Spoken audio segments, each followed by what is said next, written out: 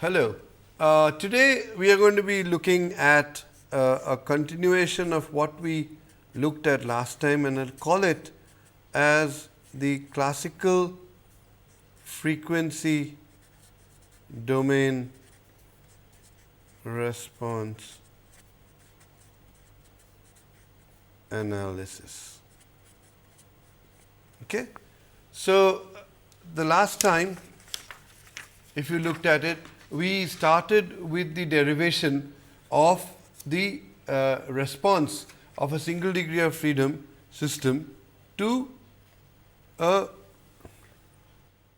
harmonic response which is defined by this function e to the power of I omega bar t. If you really look at it, e to the power of I omega bar t is nothing but e to the power of I omega bar t, which is equal to cosine omega t plus I sin omega t. Okay. So, in a way, if you look at it, this is like it's a complex loading function, but it essentially is a harmonic loading function. Okay.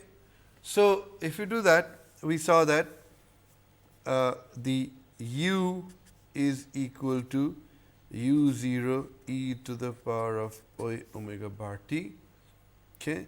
And substituting this, we get ultimately that u was equal to p naught upon k into 1 minus beta squared plus 2 I xi beta e to the power of I omega bar t. This is the response. Of course, it is obvious that we are looking at the steady state response only, and there is no point in mentioning this, that in harmonic response we always assume for now that the harmonic load was there for all time, and so therefore, there is no question of any initial conditions in the problem. So, it becomes a steady state solution. Okay. So, this is the response of a harmonic load. Now, the next step to look at is that even a periodic load, okay, a periodic load can actually, so this was the harmonic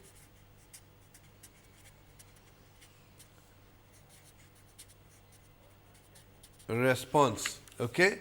And then if we look at a periodic loading, okay, a periodic loading, remember the Fourier series, actually there is a complex form of the Fourier series. Okay. The complex form of the Fourier series is actually very elegant. It is of this form: P of t is equal to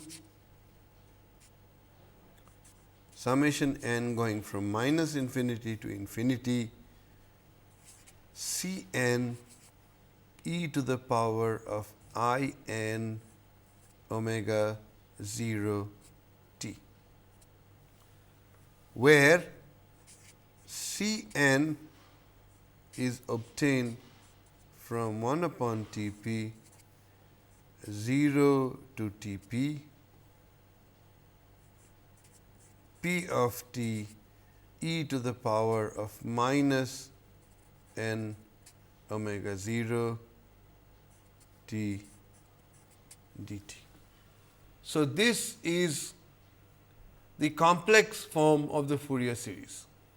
Okay. So, in other words, if you look at it, that this is a complex integral, and therefore, this is a complex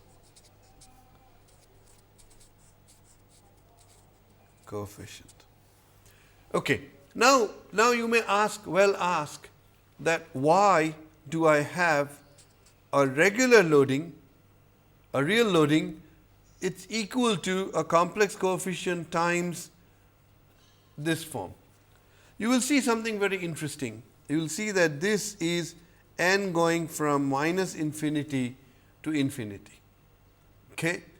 So, therefore, you see for each e to the power of I n omega 0 t, there is a corresponding e to the power of minus n omega t. So, if you look at the complex frequency response function, you see this Fourier series actually represents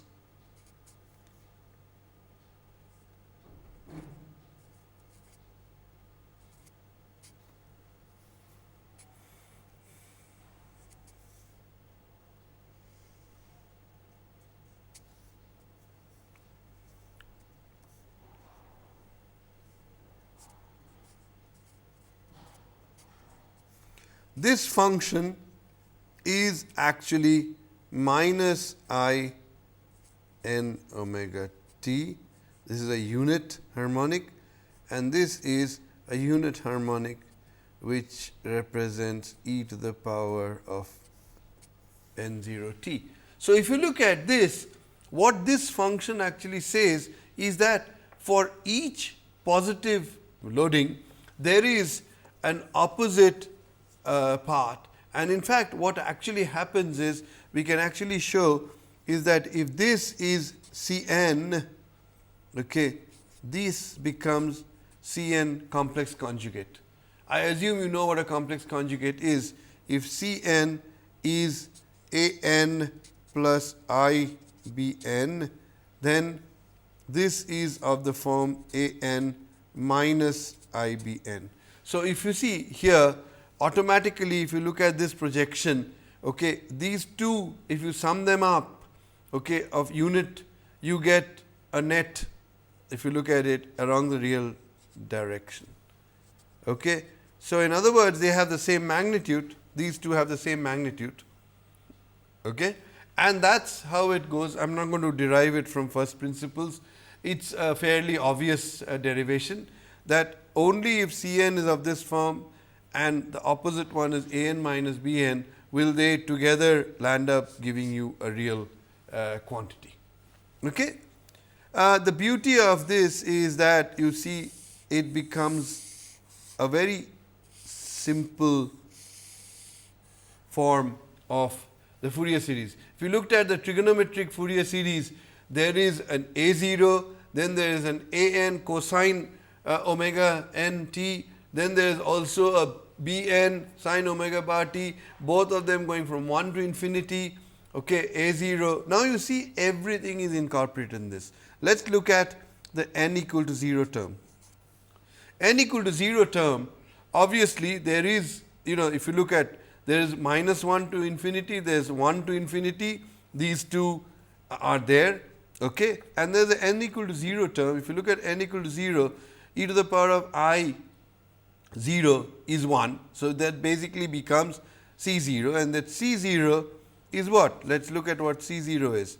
If you look n equal to 0, this disappears, this becomes 1, and what is C 0? C 0 is equal to 1 upon T p 0 to T p p t dt. So, note that the C 0 is actually nothing but the A 0 that we had got, and it is a real quantity.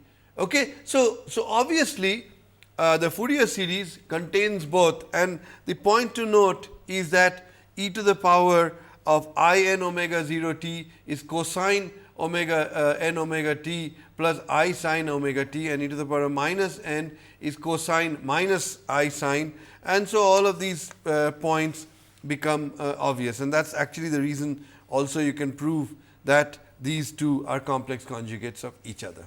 Anyway, so much is the complex form of the Fourier series. How do I get the response of this periodic loading, response of the periodic loading? Well, again, we know that, note that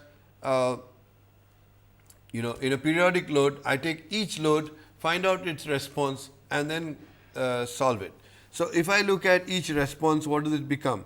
It becomes m u double dot plus c u dot plus k u is equal to C n e to the power of I n omega 0 t. Now, note we have already solved p naught sin omega t. What did it become? U of t is going to be equal to C n upon k into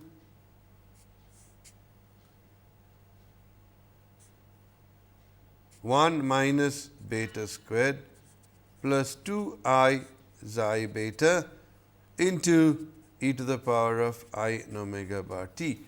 Now, now I am going to identify a specific term, and that is a term, sorry, this is beta n squared into beta n, where beta n is what? Beta n is n omega 0 upon omega, which is the natural frequency of the structure. Okay. So, here h n I omega, and this is I omega bar, is equal to 1 upon k into 1 minus beta n squared plus 2 I xi beta n. Note that this is actually n omega 0, okay, and this term, this term is what? This term, if you look at it, it is the response of a unit complex harmonic function. This is the response of the structure. So, this to a unit amplitude complex harmonic. So, this is actually called as the complex frequency response function. Okay. So, and this is actually complex harmonic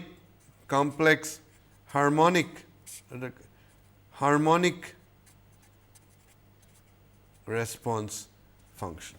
Okay. And note that this is a function of n omega bar, because beta n changes with n omega bar. Okay. So, once we do that, then the solution of to load P t,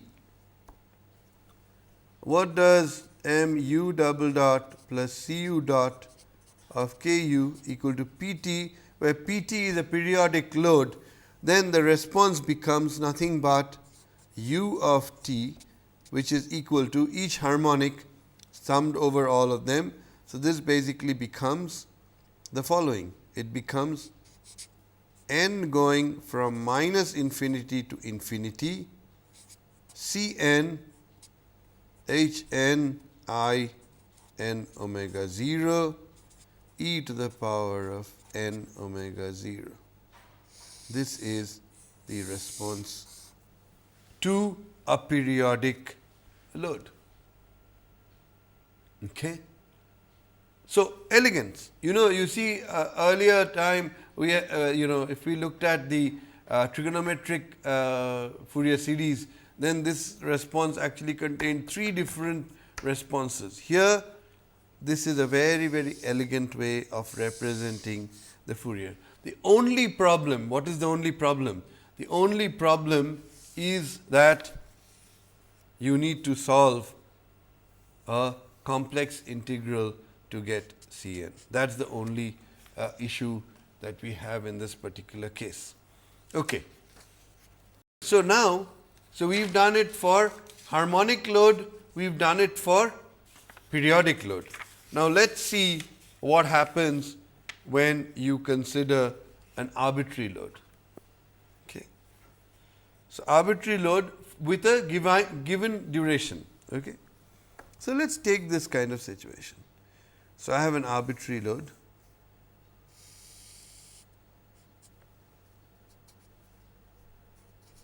P of t, and this is t. Okay.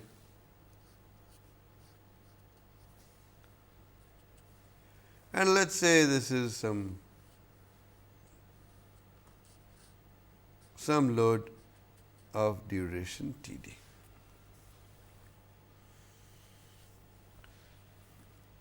Okay. So, this is an arbitrary load of length T d, of duration T d. Okay. So, now the question is, how do I use the concepts that I have just developed of the harmonic complex harmonic response function, and also the elegant way that we wrote down the periodic load.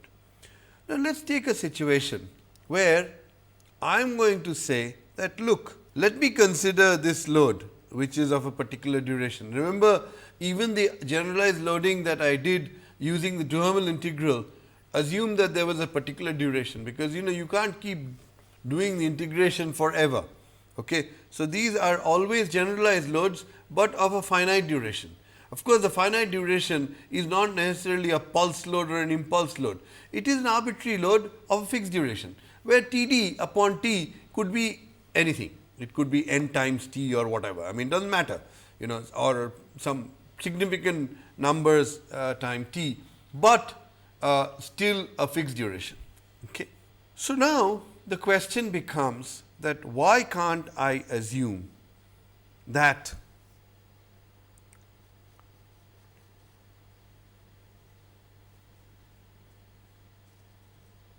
note that at this point, okay, I have at rest initial conditions such that this is equal to 0. Okay. Initial conditions are 0. Okay. So, why do not I assume that this is being repeated after some T p.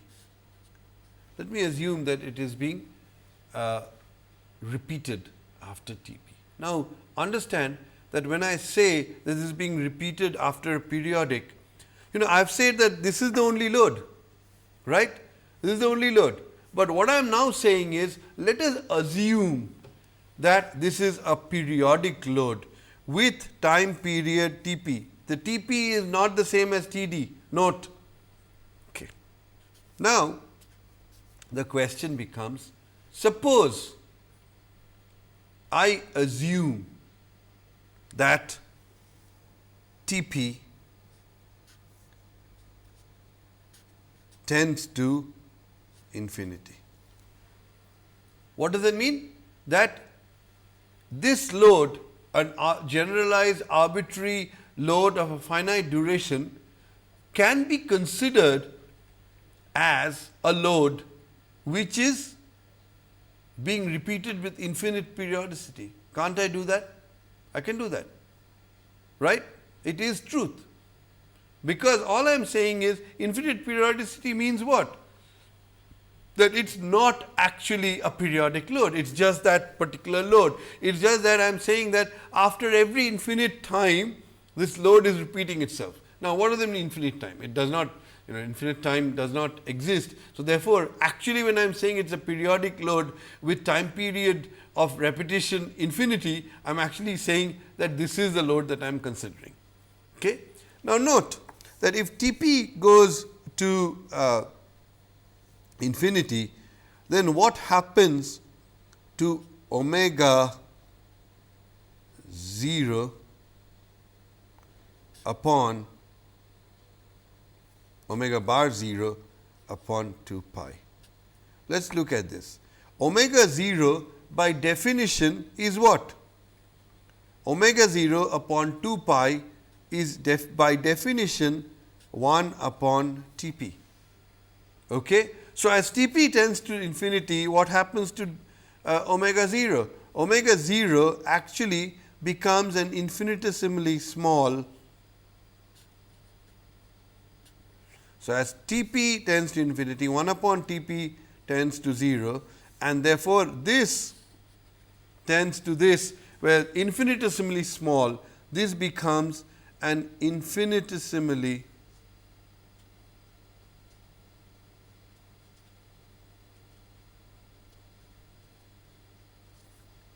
small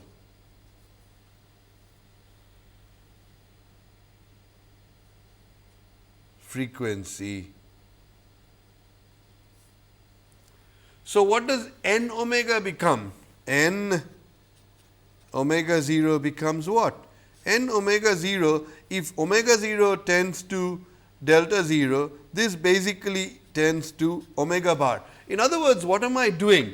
If you look at a periodic load, I am saying a periodic load is one which has a if you represent it as a frequency domain, okay, what it basically becomes is that a periodic load consists of n harmonics, where the lowest harmonic is omega bar 0, okay, and each subsequent harmonic is.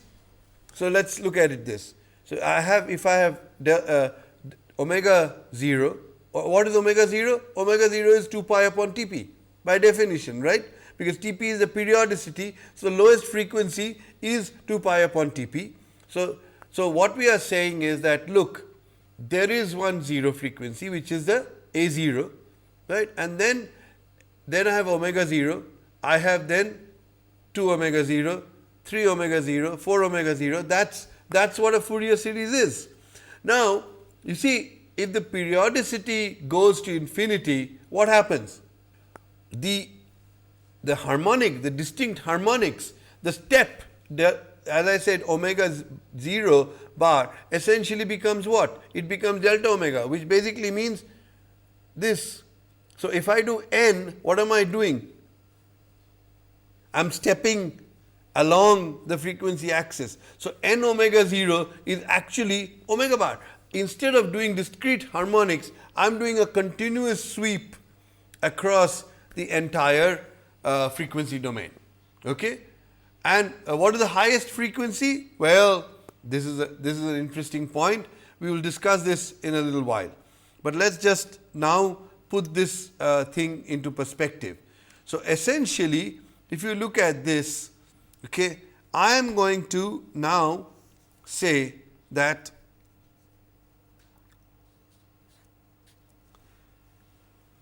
so therefore, let us look at what happens to the frequency domain. P of t is equal to summation n going from minus infinity to infinity C n e to the power of n omega bar 0 t. This is if the loading was periodic. Now, if the loading is not periodic, okay, as T p tends to infinity, all this happens, this thing can be written in this form. I will define a new parameter. I will define a new parameter which will be essentially this. I will define a small c n which is equal to 1 upon T p into the C n, capital C n that I have. The reason behind it is the following, that if I write it in this fashion, okay, and I will call this as C omega bar n. So, this is going to be equal to, by definition, delta omega into 2 pi C omega n. Okay. So, therefore, the P t which is equal to summation n going from minus infinity C n into e to the power of I n omega 0 t basically becomes then as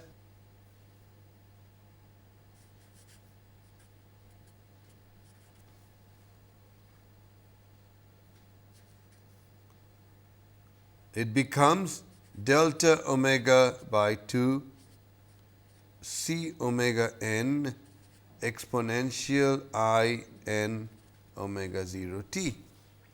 Now, if you look at n omega bar becomes what? It basically becomes omega bar n, right?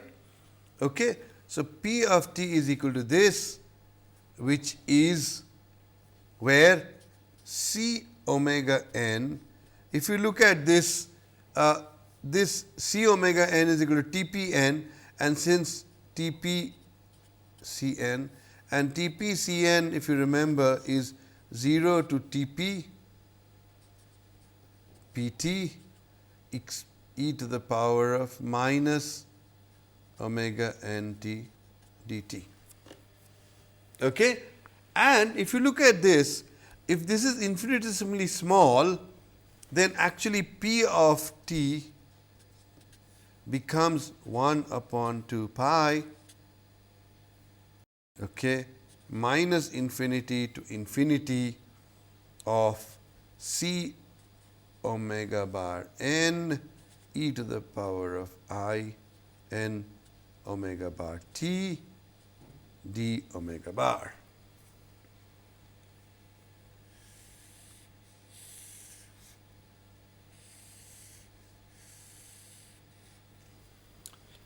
See these two parts?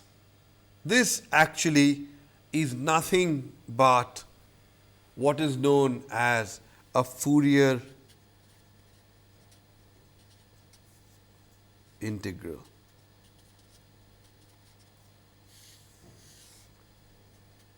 Fourier integral form. Note that this, what does this represent? It says that look, Pt is of this form, okay, so where C omega is given by this. So, this, if you look at, this is a form, this is the time domain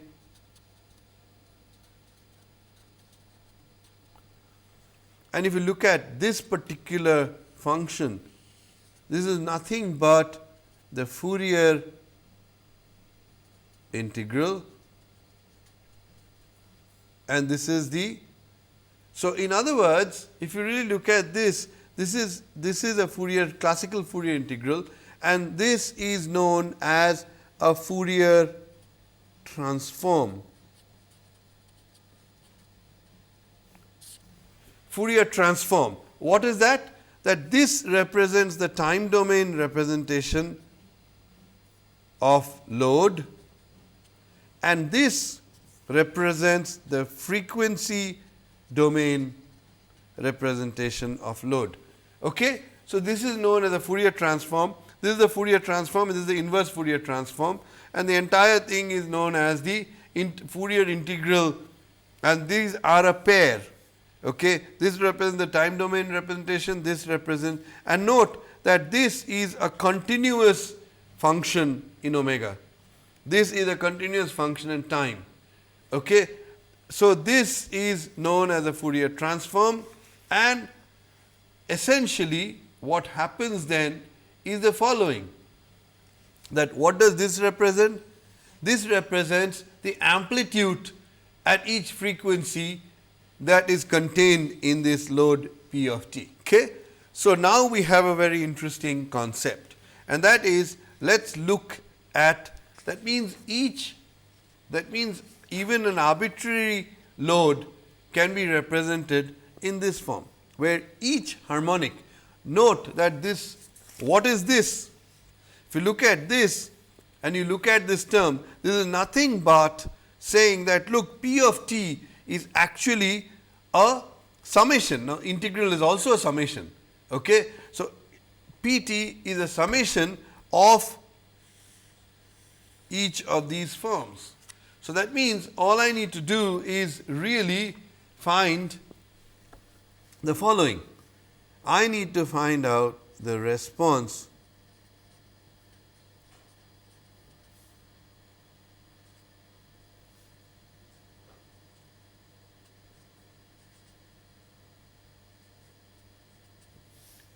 I want to find out the response of this, where omega n I am dropping because this is really omega bar. It is a continuous scan of the frequency. Okay, I know this, I know the response. I know the response to this. A response to this is nothing but C omega bar H I omega bar e to the power of I omega bar t. That is the response. Okay. Once I have this response, then obviously what is yeah. So, this is for each one. So, what is the total one? The total one will become just this 1 upon 2 pi minus infinity to infinity, omega going from infinity to infinity, c omega bar h I omega bar into E I omega bar d omega bar. You see, this is u of t, and actually this represents, it is not u of t, it actually represents, if you look at it, this is a function of I omega bar, this is also a function of I omega bar. So, this if you look at it, u I omega bar is actually, if you drop the e to the power of I omega bar t, is c I omega bar h I omega, and the I omega bar is just there to represent that all of them are complex frequency response functions. And what is h I omega? Well, we have already solved this, haven't we? We have solved it and we have called it as h I omega bar is equal to 1 upon k 1 minus beta squared plus 2 I xi beta, okay, where beta is equal to omega bar upon omega, where this is the specific frequency and this is the natural frequency of the structure. Okay. Elegant. So, now let me write down what this entire frequency domain analysis shows. This is known as frequency domain analysis. How do I go through the frequency domain analysis? Well, I have load P of t. The first thing I do is Fourier transform, which is c omega I omega bar is equal to, and now I am going to call this, note that if you note 0 to T p, where 0 to T p actually is T p goes to infinity, okay, we can write it as minus T p by 2 to T p by 2. So, this also basically becomes minus infinity to infinity, where time goes from infinity goes, and c I omega is p of t e to the power of minus I omega bar t dt. So, that is the Fourier transform. These are all complex frequency, complex integrals. Let us not worry about that. You should be able to, we can solve for it. But this is the frequency domain representation, frequency domain representation of the load. Okay. Then next, well, find out u I omega bar, which is h I omega bar into c I omega bar, okay, and then do u of t, which is actually the inverse Fourier transform, which is u of t is equal to omega going from minus infinity to infinity, okay, u I omega into e to the power of I omega t d omega bar.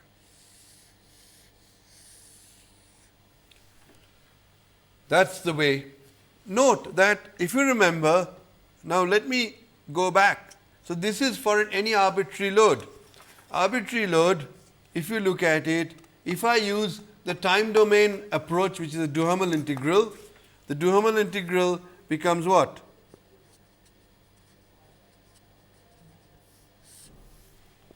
I first find out h of t, which is equal to 1 m omega d e to the power of minus xi omega t sine omega dt. This is what? The unit impulse response function. So, first for a given structure you find this out, and then u of t is given as 0 to t p of t h of t minus tau d tau, sorry, p of tau h of t minus tau d tau. This is the response using the Duhamel integral, which is essentially a convolution integral. Okay? So, this is the what is known as the time domain approach. First, find this out, and second, just do the convolution integral. Okay? That is the time domain approach. The frequency domain approach, well, what's the frequency domain approach? The frequency domain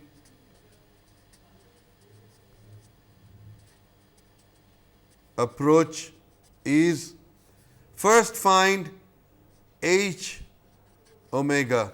Which is h omega?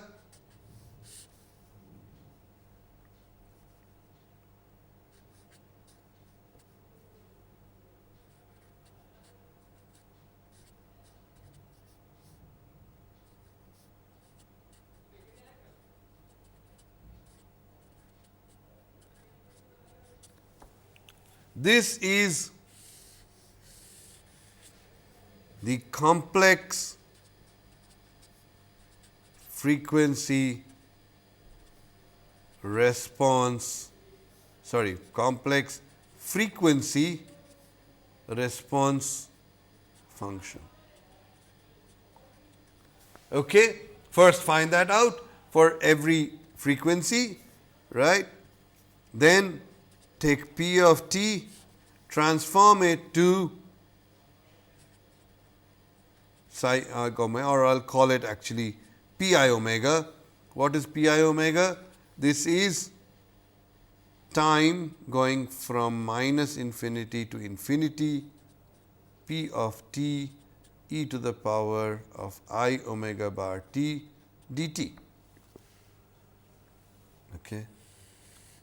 So, first do the Fourier transform, this is known as the Fourier transform, then u I omega is equal to h I omega into p I omega, and then, well, u I omega inverse Fourier transform shows u of t is equal to omega minus infinity to infinity u I omega into e to the power of I omega bar t d omega bar. It is very interesting. In the time domain approach, you directly have unit impulse response function, and you directly find out, although this complex Duhamel integral is not normally solvable directly unless you have specific p of t, which is mathematically derived. The frequency domain approach essentially looks at a frequency Fourier transform, which is a complex integral, then does the says that look, u I omega is actually equal to the complex frequency response function, product of the complex frequency response function and the Fourier transform of the load. It is a simple multiplication. Then you do an inverse Fourier transform and you get this. It is very, very interesting to note something, and that is that if you take, this is also a function of t. If you take the Fourier transform of h of t, what is the Fourier transform of h of t? Well, h of t into the e to the power of minus omega bar t dt, t going from minus infinity to infinity. If you do that, it can be shown that f of t is actually h I omega. The frequency, the Fourier transform of the unit impulse response function is the complex frequency response function. Very, very interesting. Okay? And it can be shown that these two approaches, the time domain approach and the frequency domain approach, are really the same equation. The only thing is that the convolution, look at the convolution integral, it is p tau into h of tau d tau. The convolution integral in the frequency domain, this is the frequency domain, convolution integral actually just becomes a product, because you are actually doing nothing but p t into h, p omega, which is p t's Fourier transform in the frequency domain, p t into h t is equal to u. The convolution integral has actually transformed into a product. Okay? So, if you had algorithms to do the Fourier transform and the inverse Fourier transform, actually the frequency domain approach is a far superior approach. The only problem is that you should have a procedure of getting the Fourier transform and the inverse Fourier transform. Okay? If you get both of these, then the problem becomes a very, very trivial solution. So, the solution essentially comes down to Fourier transform. Now, how do you solve integrations? Numerically, how would you solve an integral of this form? The way you do it, the way any integral is done, if you do a numerical evaluation of an integral, how do you do it? Suppose I have some integral 0 to some x1 f x dx. How do we do this in practice? In practice, what we do is we use what is known as numerical integration. Okay? And you say that, look, this is equal to actually, in a way, summation. So, this, let me call this as y. Y is actually a summation of some n going from 0 to some value, capital N, f x I delta x, where actually n delta x n is equal to the limit. So, therefore, n equal to 0 implies, this is the way you do it. Okay? And of course, this is not done quite this way. There is a weighting function that you do, because you can't just take an integral and make it into f x n. To go take dx from, you always have a weighting function which is a function of this thing. So, this is the typical numerical integration that you would do in reality. Okay? And this is exactly what is done for these also. Okay? Now, I am not going to talk about numerical integration of what kind of numerical integration schemes. This is not a course on numerical integration, but you have simple terms as the trapezoidal rule, the Simpson's rule, then you have the Gauss quadrature. There are various numerical integration schemes which I am not going to refer to. But however, what I will do is I am going to talk about how to do the Fourier transform, this and the inverse Fourier transform. This mathematically, how we do it, is a very interesting concept to look at. Okay? And the way we do it, it's called as discrete Fourier transform. Okay? It's called a discrete Fourier transform. So, the Fourier transform procedure, the frequency domain analysis, becomes viable today, basically because we have the discrete Fourier transform, and that actually by two people from IBM called Cooley and Tuckey, they actually transformed the discrete Fourier transform into the fast Fourier transform, and all of you must have heard of the first fast Fourier transform. Actually, it is nothing but the discrete Fourier transform where the coefficients you do not need to find out all the coefficients over infinite time. Okay? What you do essentially is do it over a discrete time steps, and by using that the number of time steps that you have to distinguish a particular time interval, you do it as that n as a 2 to the power of n.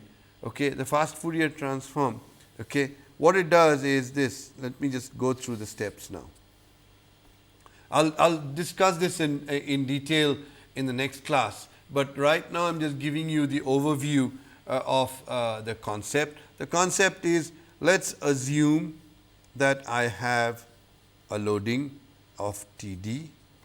Okay. Now, the Fourier transform implies what? That Tp is infinite. The discrete Fourier transform actually takes a finite Tp. Okay. And the way this is done is you do a digitization of this P of t, and the P of t is done such that Tp is n into delta t, where delta t is the time interval. Okay. So, you are actually digitizing the thing, where of course, Td also is a function. So, typical delta t that we take in practice goes anywhere from 0.05 okay, to 0.01 for linear systems. For nonlinear systems, this becomes even smaller. Okay. But anyway, does not matter. Okay. That is the typical delta t that you take, so that you always have this. Now, the question then becomes is, how long do I take Tp? Well, the trick is, see when you take a finite Tp, what are you assuming? You are assuming that before this there was a load, okay, where the load duration is there for Tp. Now, note at this point we have initial conditions, and if you look at the frequency domain approach, there is no place to incorporate the frequency domain part. Okay? And so, therefore, what we do is, what we say is that let us take Tp long enough, Tp long enough such that u of t. So, note that you have a situation where you have, this is like if you have Tp, okay, what is this? This is like both having a phase 1, which is a loading phase, and then a free vibration phase. Okay. And if a structure has xi, what happens here? Phase 1 loading, the u responds, then ultimately after this it becomes free vibration, and after free vibration what happens? If it is damped free vibration, after a while it will become 0. So, what we say is we take Tp long enough such that u of t at the end of Tp tends to 0. In other words, it becomes negligible. Both u of t, and if u of t becomes negligible, u of t automatically becomes negligible. What does that mean? Why?